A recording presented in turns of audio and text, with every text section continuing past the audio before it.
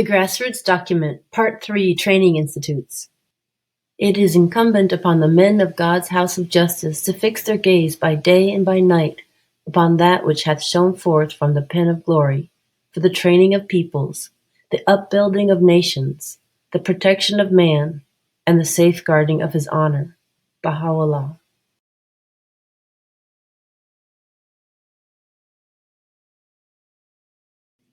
Review of Part 2, An Expanding Nucleus. Under a wide diversity of conditions in virtually any cluster, it is possible for an expanding nucleus of individuals to generate a movement towards the goal of a new world order, the universal house of justice.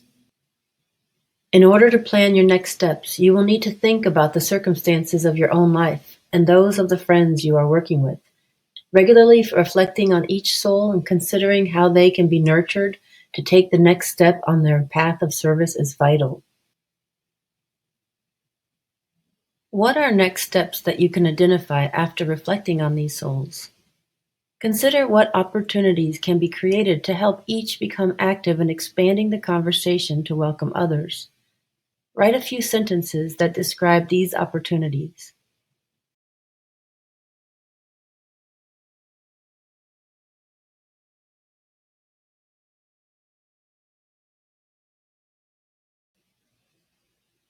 This is a diagram of concentric circles of an expanding nucleus discussed in the narrative of Part 2 of the Grassroots Document. Now it's time for Part 3 of the Grassroots Document, Training Institutes, Releasing the Capacity of Growing Numbers to Contribute. The Training Institute is an instrument of limitless potentialities. Fundamentally, the Training Institute connects the heart of each participant with the Word of God. Baha'u'llah says, "That which He hath reserved for Himself are the cities of men's hearts." The Word is the master key for the whole world, inasmuch as through its potency the doors of the hearts of men, which in reality are the doors of heaven, are unlocked. The principal elements of the Training Institute include the study circle, the tutor, and the curriculum of the Ruhi Institute. Our hope is that the circle of friends involved in a conversation concerned with contributing to the betterment of their communities is always growing, and that more and more are striving to translate Baha'u'llah's healing message into action. How will rising numbers, perhaps eventually reaching everyone in a neighborhood or town, be able to play a role in the transformation of their communities? Clearly, there needs to be a systematic process whereby more and more people can grow in capacity to aid others.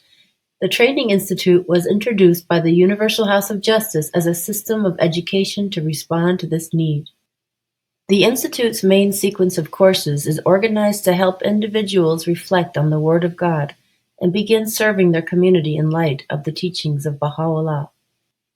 At first, participants in the Institute carry out simple acts, such as visiting others in their homes to share prayers or converse on spiritual themes.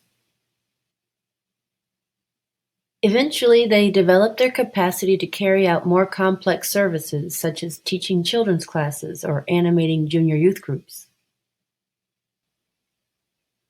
In order to reach an entire population, the process must become self-perpetuating. Local friends must advance to the point where they are able to serve as tutors and themselves help others connect with the Word of God and arise to serve. Understanding the implications of the revelation, both in terms of individual growth and social progress, increases manifold when study and service are joined and carried out concurrently. There, in the field of service, knowledge is tested, questions arise out of practice, and new levels of understanding are achieved. In the system of distance education that has now been established in country after country, the principal elements of which include the study circle, the tutor, and the curriculum of the Ruhi Institute, the worldwide Baha'i community has acquired the capacity to enable thousands, nay millions, to study the writings in small groups with the explicit purpose of translating the Baha'i teachings into reality. The account below shows how the study of Institute courses helps advance understanding, shape attitudes, and develop skills and abilities to apply in the path of service. As a result of her service on the local spiritual assembly, Vivian has been attentive to ways she can contribute to the progress of the 5-year plan in her community. Vivian and Jaleesa work at the same downtown office. They've been colleagues for a couple years and have become good friends. In one of their first conversations during a break, they discussed current events and the state of the world. And Jaleesa was impressed by Vivian's emphasis on unity and the quote from the Baha'i faith that she shared. Recognizing Jaleesa's eagerness to learn more, Vivian described to her a process that she herself has been going through of regularly studying the Baha'i writings and putting them into practice. She shared how this has helped her to develop certain spiritual habits and also helped her find ways of being of service to others and contributing to the betterment of her community. In this way, she introduced Jaleesa to the idea of beginning a study of Ruhi Book 1, Reflections on the Life of the Spirit. Because they each had a long commute to the office from opposite directions, they decided to study together during Wednesdays at lunch. In the 2 years since that time, Jaleesa has progressed through several books of the Training Institute's main sequence of courses. Despite their busy schedule, the two study together every Wednesday at lunch and occasionally for half a day on Saturday at one of their homes. Last summer, they also attended a 3-day family retreat with their spouses and children, where the children and junior youth had their own activities while the youth and adults continued through the sequence of courses, according to where they were. Recently, Jaleesa has been speaking more about the Training Institute with friends and family. From among the people she's spoken with, she's found a group of 6 who are free on Friday nights and would like to study Book 1 together. She's brimming with excitement about the idea, so she and Vivian plan to meet for coffee to reflect together and consult about next steps. A lot has happened in the past couple years since I've entered the Institute process, Jaleesa begins. It's been so full of new ways of thinking, and I feel like a different person. Of course, responds Vivian with a smile. I've been studying the Institute a little longer than you, but I feel the same. It's completely transformed the way I view the world. Remember when we first started studying Book 1 together? I was treating it like a self-help course, she says, as they both laugh. And it certainly worked. I appreciated learning more about the Baha'i writings, about prayer, and about life and death. But from the first sessions, I realized that the Institute process was much more than just improving myself. I had a duty to also contribute to the betterment of my community. I was so attracted to what I was learning in that study that very quickly I was sharing ideas about backbiting and the nature of the soul with others, like my sisters and my uncle. Says Vivian, and it was during the study of that book that we started the women's lunchtime devotional in the office on Mondays, right? Yep, Jaleesa nods. I remember only one person came to the first gathering, and then I think no one showed up the second time. But we kept going, and within a few months we had to move to a larger space to fit all the ladies that wanted to come. That's right, says Vivian. I forgot about that. The pair continue to reminisce on their journey over the past few years. Jaleesa reflects on her one-on-one study with Vivian of Book 2 and how that book taught her about a few basic Baha'i beliefs and helped her become more confident in weaving those ideas into a range of conversations, just the way Vivian did the first time they met.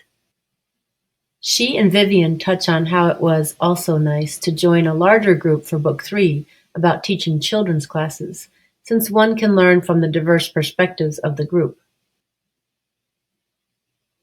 Soon after that study, Jaleesa started a children's class with a fellow participant who lived nearby, and she often shares with Vivian the sweet comments she hears from parents about how their children's behavior is changing since beginning to participate in the class. The conversation continues. Then there was our study of Book 4, which coincided so nicely with the bicentenary of the birth of the Bab. That course drew my heart closer to the twin manifestations and gave me so much more perspective when I was sharing about the lives of Baha'u'llah and the Bab with friends and family. Yes, it seems only natural that some of them would like to enter the Training Institute, Vivian responds. I'm really looking forward to studying with them, says Jaleesa. What should we do to prepare? While I know you have not yet reached Book 7, which helps you develop a number of capabilities for serving as a tutor, perhaps in our Wednesday sessions we can study a few sections of it together and then think about the first few sessions of this new study circle, offers Vivian. I'm so glad we are doing this together. It feels like there's a lot to learn, but I'm really looking forward to it, Jaleesa says. It is so true what you said long ago when you first introduced the Institute process. It really is an instrument of limitless potentialities. Reflections. Make a chart below to visualize what the concentric circles might look like for this experience.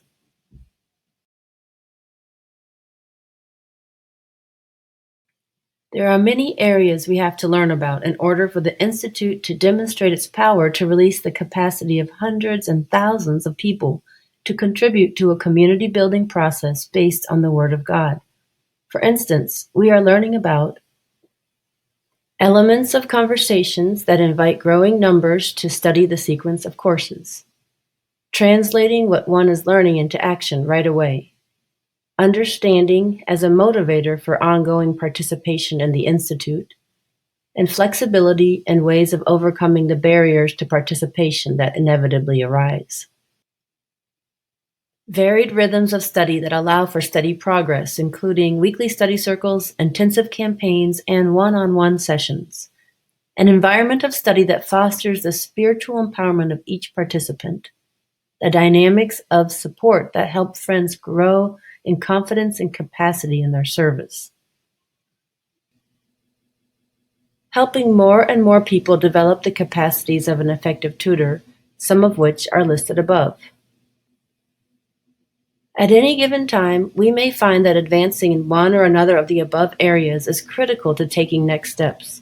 We are engaged in a constant learning process where we become better at the work of the Institute by taking action, trying things over and over, and getting ideas and insights from others. Think about your own experience. Are there areas listed above that you are currently trying to learn about with the intention to help strengthen the Institute in your community? For instance, in thinking about the group of people currently engaged or that you are hoping to engage in the community building process, what might be the next steps for them to study the courses of the Institute? Take some time to list their names here, drawing on those you may have already listed in previous sessions.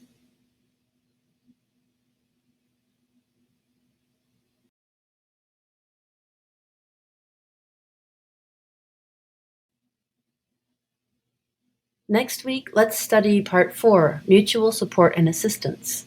A quote from Baha'u'llah can help us get a feel for that part. All must become as wings to bear one another onward.